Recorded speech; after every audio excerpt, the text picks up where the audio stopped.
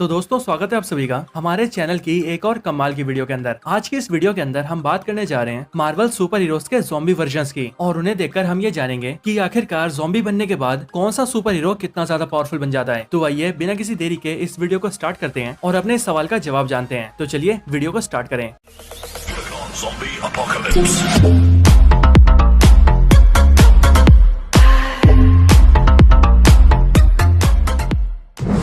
Number 10 zombie दा thing. तो दा थिंग का रियल नेम बेन ग्रिम है, जो कि मेंबर होता है फैंटास्टिक फोर टीम का। दा थिंग फिजिकली बहुत ही पावरफुल सुपर हीरो है और इसकी ड्यूरेबिलिटी भी बहुत ज्यादा है, क्योंकि इसकी पूरी बॉडी बेसिकली पत्थर जैसी मजबूत है। लेकिन आज हम अर्थ 616 के दा थिंग की बात नहीं कर रहे, बल्कि हम बात कर रहे हैं अर्थ 2149 के दा थिंग की, जो कि इस ऑल्टरनेट रियलिटी के अंदर एक ज़ॉम्बी सुपर हीरो होता है और ज़ॉम्बी बनने के बाद से ही ये ह्यूमंस को पकड़ कर खाता है।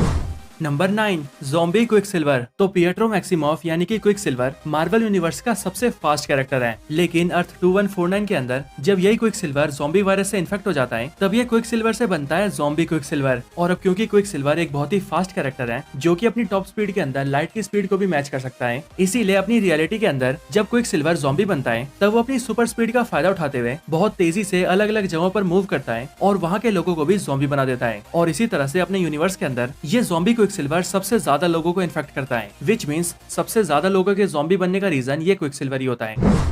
Number 8 zombie Reed Richards. तो मिस्टर रीड रिचर्ड्स यानी कि मिस्टर फैंटास्टिक मार्वल के फैंटास्टिक फोर टीम का लीडर है, जिसकी टीम के अंदर है मिस्टर फैंटास्टिक के साथ साथ इसकी वाइफ सू स्टॉर्म, जॉनी स्टॉर्म और बेन ग्रिम यानी कि दा थिंग, जिसके बारे में अभी हमने कुछ टाइम पहले बात की थी। ये zombie Reed Richards Marvel comics के अंदर सबसे पहले दिखा था मार्वल ज़ॉम्बी डेड डेज के इशू 1 के अंदर, जो की पब्लिश हुई थी मई 2007 के अंदर, जहाँ पर हमें पता लगता है कि अपने यूनिवर्स के अंदर ज़ॉम्बी वायरस के फैलते ही ये मिस्टर फैंटास्टिक उसे रोकने की बहुत कोशिश करता है, लेकिन बाकी सभी कैरेक्टर्स की तरह ही ये भी आगे चलकर इन्फेक्टेड हो ही जाता है, जिसके बाद जाकर ये बनता है ज़ॉम्बी रीड रिचर्ड्स। हालांकि ज़ॉम्बी बनने के बाद भी इसका दिमाग बहुत तेज होता है, और वो इसीलिए क्योंकि अपने दिमाग का इस्तेमाल करके बचे हुए लोगों को बड़ी आसानी से ज़ॉम्बी बनाने लगता है।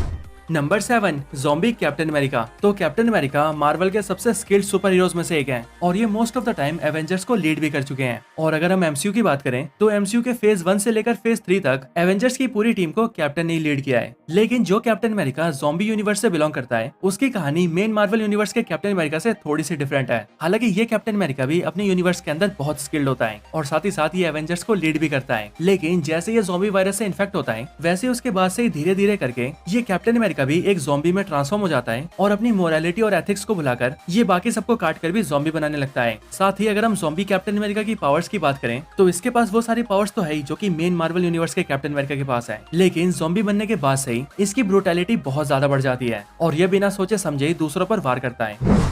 Number 6 zombie iron man. तो एंथनी एडवर्ड स्टार्क यानी कि टोनी स्टार्क मार्वल यूनिवर्स के सबसे जीनियस कैरेक्टर्स में से एक है, और इसीलिए अपने दिमाग का इस्तेमाल करके टोनी स्टार्क अपने लिए एडवांस आर्मर्स को क्रिएट करता है और उन्हें पहनकर बनता है आयरन मैन। हालांकि ज़ॉम्बी यूनिवर्स के अंदर जब आयरन मैन ज़ॉम्बी बनता है और बाकी सबको नुकसान पहुंचाने लगता है, तब उसके कुछ टाइम बाद उसका सामना होता है ब्रूस बैनर से। हालांकि ब्रूस बैनर आयरन मैन का दोस्त है, लेकिन क्योंकि आयरन मैन एक ज़ॉम्बी बन चुका होता है, इसीलिए ब्रूस बैनर को उससे लड़ना पड़ता है, और इसी के लिए ब्रूस बैनर सीधा हल्क में ट्रांसफॉर्म होता है और ज़ॉम्बी बने हुए आयरन मैन के ऊपर अटैक कर देता है, जिसके बाद हल्क ज़ॉम्बी आयरन मैन के आर्मर को पकड़कर तोड़ देता है, और फिर उसी वजह से ज़ॉम्बी आयरन मैन मारा जाता है।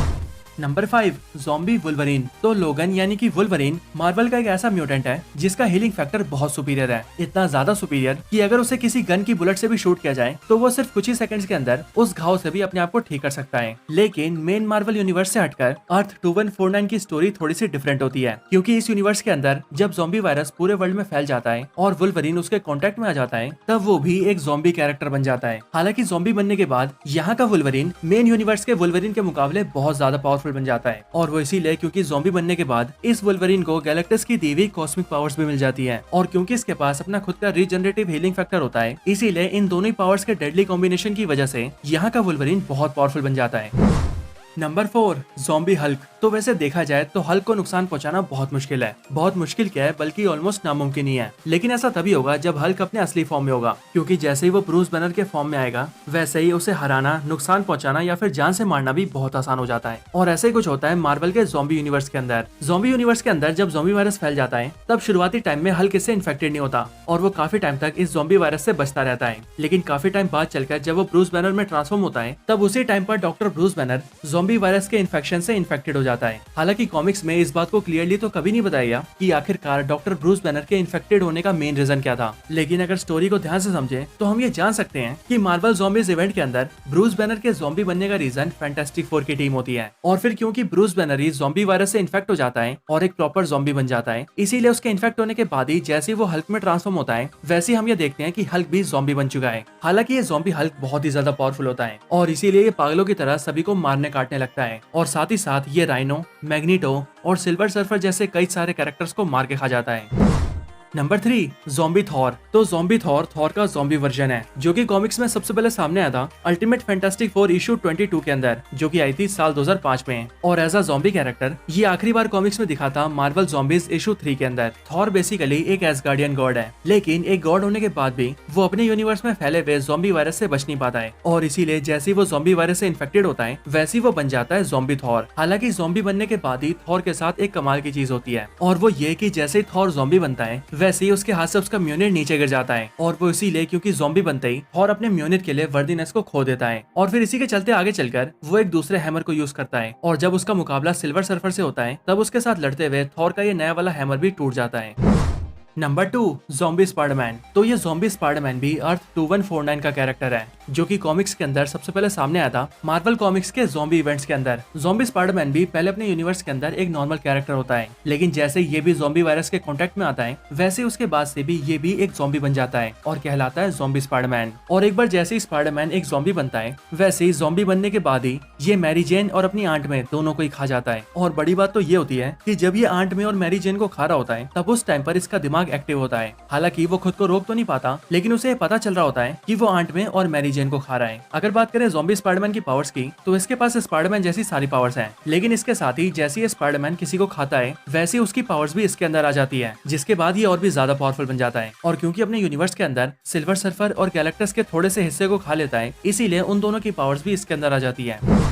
Number 1, zombie sentry. तो ये ज़ॉम्बी सेंट्री सारे ज़ॉम्बी कैरेक्टर्स में सबसे पावरफुल है और कमाल की बात तो ये है कि ये ज़ॉम्बी सेंट्री अर्थ 2149 से नहीं बल्कि मार्वल मल्टीवर्स के अर्थ 91126 से बिलोंग करता है, जो कि मार्वल कॉमिक्स के अंदर सबसे पहले दिखा था साल 2005 में आई अल्टीमेट फैंटास्टिक फोर के इशू 22 के अंदर। बेसिकली इस यूनिवर्स के अंदर दूसरे यूनिवर्स का ज़ॉम्बी वायरस आ जाता है और वो धीरे धीरे करके यहाँ के कैरेक्टर्स को भी इन्फेक्टेड करने लगता है, जिसके बाद इस यूनिवर्स का सेंट्री भी उस ज़ॉम्बी वायरस का शिकार हो जाता है और बनता है ज़ॉम्बी सेंट्री। और क्योंकि सेंट्री पहले से ही बहुत पावरफुल है इसीलिए ज़ॉम्बी बनने के बाद भी उसकी पावर्स बरकरार ही रहती है। साथ ही साथ आप सभी ये जानते होंगे कि सेंट्री की एक डार्क साइड भी है जिसे कहते हैं द वॉइड, और ये द वॉइड इतना ज्यादा पावरफुल और डेंजरस है कि उससे खुद सेंट्री भी डरता है। लेकिन यहाँ पर जैसे ये ज़ॉम्बी वायरस से इन्फेक्टेड होता है वैसे ही सेंट्री के अंदर का द वॉइड भी उस पर हावी हो जाता है और इसीलिए सेंट्री और भी ज्यादा पावरफुल और ब्रूटल बन जाता है। And that's why zombie sentry सभी ज़ॉम्बी सुपर हीरोज में से सबसे पावरफुल सुपर हीरो है।